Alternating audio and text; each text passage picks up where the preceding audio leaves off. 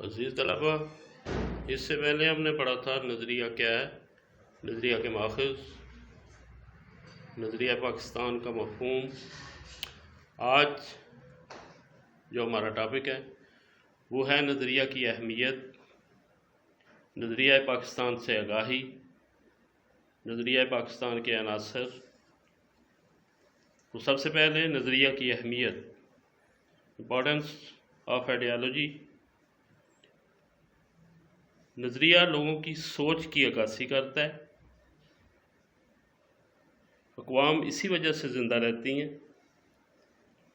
نظریہ انسان کے ایک دوسرے کے ساتھ قومی حقوق و فرائض کی وضاحت کرتا ہے۔ عزیز طلبہ، کوئی بھی نظریہ فوراً وجود میں نہیں آتا، بلکہ اس کے پیچھے کچھ واقعات ہوتے ہیں۔ عام طور پر نظریہ معاشرے کے پسماندہ لوگوں میں محرومی کو ختم کرنے کے لیے وجود میں آتا ہے۔ پھر ہے نظریہ پاکستان سے آگاہی۔ تو آج کی جو نوجوان نسل ہے اس کو نظریہ پاکستان اور قیام پاکستان کے مقاصد سے پوری طرح آگاہ رکھنے کی ضرورت ہے۔ ضروری ہے کہ آج کی پاکستانی قوم کو نظریہ پاکستان سے پوری طرح آگاہی دی جائے۔ پھر ہے نظریہ پاکستان کے عناصر، elements of ideology of Pakistan. تو اس میں سب سے پہلے آتا ہے عقائد، اور عقائد میں دو عقیدے ہیں، عقیدہ توحید اور عقیدہ رسالت۔ عقیدہ توحید میں کیا ہے؟ عقیدہ توحید سے مراد اللہ تعالیٰ ساری کائنات کا خالق اور مالک ہے، وہ واحد اور یکتا ہے، اس کا کوئی شریک نہیں اور نہ ہی کوئی چیز اس کے علم سے باہر ہے۔ اللہ تعالیٰ نے بھی قرآن میں فرمایا ہے، ان اللہ علی کل شیء قدیر، بے شک اللہ تعالیٰ ہر چیز پر قادر ہے۔ اللہ تعالیٰ انسان کی حیثیت اللہ تعالیٰ کے نائب کسی ہے، لہذا مسلمانوں پر اللہ تعالیٰ کے احکام ماننا ضروری ہے۔ پھر آتا ہے عقیدہ رسالت۔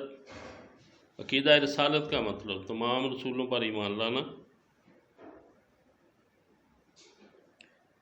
رسول حضرت محمد صلی اللہ علیہ وسلم کو اللہ تعالیٰ کا آخری رسول اور نبی ماننا، اور یہ ایمان رکھنا کہ آپ کے بعد کوئی رسول اور نبی نہیں آئے گا،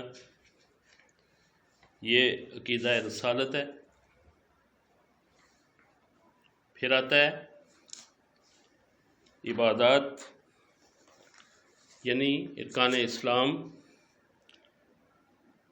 عزیز طلبہ، جیسا کہ آپ جانتے ہیں اسلام کے 5 ارکان ہیں۔ توحید و رسالت اسلام کا پہلا رکن ہے، دوسرا رکن نماز ہے۔ تو قرآن پاک میں بیشتر جگہوں پہ نماز کی ادائیگی کا حکم دیا گیا ہے،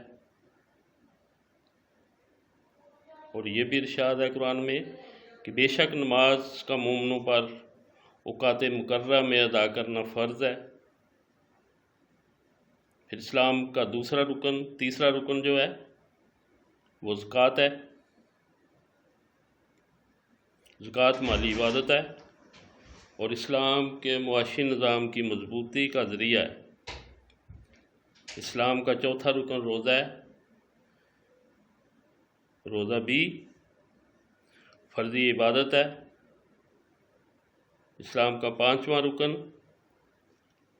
حج ہے، جو صاحب استطاعت لوگوں پر فرض ہے۔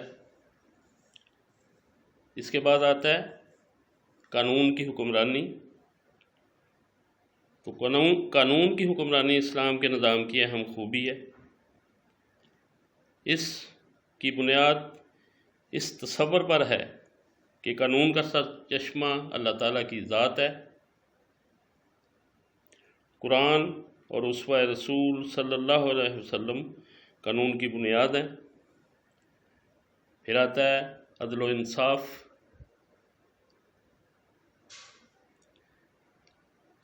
عزیز طلبہ، اسلامی معاشرہ میں عدل و انصاف کو بڑی اہمیت حاصل ہے۔ عدل و انصاف کے بغیر کوئی بھی معاشرہ ترقی نہیں کر سکتا، لہذا عدل و انصاف کا تقاضا ہے کہ معاشرہ میں ہر کسی کو اس کا حق ملے۔ جہاں بھی انصاف پر مبنی معاشرہ ہوگا وہاں معاشرے کی دوسری خرابیاں خود بخود ٹھیک ہو جائیں گی، کیونکہ اس طرح کوئی کسی کا حق غصب نہیں کر سکے گا۔ عدل و انصاف کی ضرورت زندگی کے ہر شعبے میں ہے۔ حضور اکرم صلی اللہ علیہ وسلم کا ارشاد ہے کہ جو قوم عدل و انصاف کو ترک کر دیتی ہے تباہی اور بربادی اس کا مقدر بن جاتی ہے۔ حضور اکرم صلی اللہ علیہ وسلم نے عدل و انصاف کی بہت سی مثالیں چھوڑی ہیں جو دنیا کے لیے نمونہ ہیں۔ ایک دفعہ قبیلہ بنو مخزوم کی عورت نے چوری کی اور آپ صلی اللہ علیہ وسلم سے سفارش کی گئی، تو آپ صلی اللہ علیہ وسلم نے ارشاد فرمایا تم سے پہلے قومیں اسی لیے تباہ ہو گئی تھیں کہ ان میں جب کوئی بڑا آدمی جرم کرتا تو اس کو سزا نہیں دی جاتی تھی، اور جب کوئی چھوٹا آدمی جرم کرتا تو اس پر حد لاگو کر دی جاتی۔ پھر آپ صلی اللہ علیہ وسلم نے فرمایا خدا کی قسم اگر فاطمہ بنت محمد صلی اللہ علیہ وسلم بھی چوری کرتی تو میں اس کا بھی ہاتھ کاٹ دیتا۔ پھر آتا ہے اخوت و مساوات۔ اسلامی معاشرہ میں اخوت و مساوات کو بھی خاص اہمیت حاصل ہے۔ مدینہ منورہ میں جب اسلامی حکومت قائم ہوئی تو اس میں اخوت اور مساوات مثالی تھی۔ آج بھی اسلامی معاشرہ اسی اخوت و مساوات اور بھائی چارے کا تقاضا کرتا ہے جو مواخات مدینہ میں نظر آتی تھی۔ اسلامی معاشرہ میں جہاں اخوت اور بھائی چارے کو مقام حاصل ہے وہاں مساوات پر بھی زور دیا گیا ہے۔ آپ صلی اللہ علیہ وسلم نے آخری خطبہ میں ارشاد فرمایا اے لوگو بے شک تمہارا رب بھی ایک ہے اور تمہارا باپ بھی ایک، اگر ہو کسی عربی کو کسی اجمی پر اور کسی اجمی کو کسی عربی پر، کسی کالے کو کسی گورے پر اور کسی گورے کو کسی کالے پر کوئی فضیلت حاصل نہیں۔ فضیلت کا معیار صرف اور صرف تقوی ہے۔ اسلام تو نام ہی مساوات کا ہے۔ اللہ تعالیٰ کے نزدیک کوئی شخص برتر نہیں ہے، اگر کوئی بڑا ہے تو اچھے اعمال کی بنا پر بڑا ہو سکتا ہے۔ آپ دیکھ لیں کہ مسجد میں کوئی شخص افضل نہیں ہوتا، سب ایک امام کے پیچھے کھڑے ہو کر نماز ادا کرتے ہیں،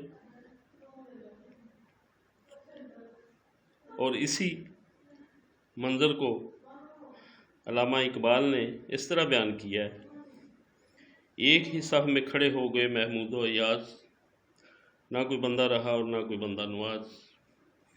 تو عزیز طلبہ یہ تھا آج کا لیکچر، باقی انشاءاللہ آئندہ اجازت دیجیے، اللہ حافظ۔